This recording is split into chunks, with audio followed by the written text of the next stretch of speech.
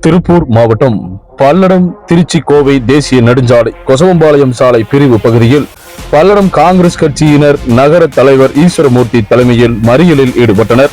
Doctor அம்பேத்கரை இழிவாக பேசியதாக மத்திய உள்துறை அமைச்சர் அமித்ஷாவை கண்டித்து இந்த கண்டன போராட்டம் நடைபெற்றது.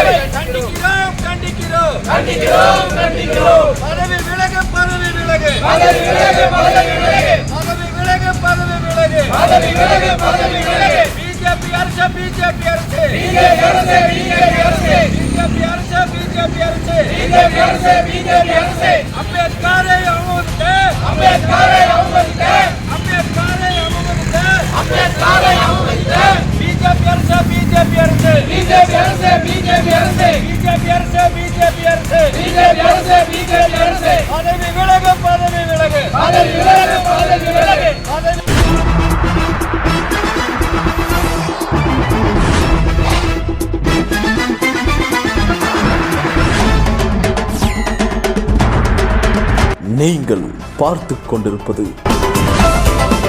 உங்கள் அடுத்த தலைமுறை.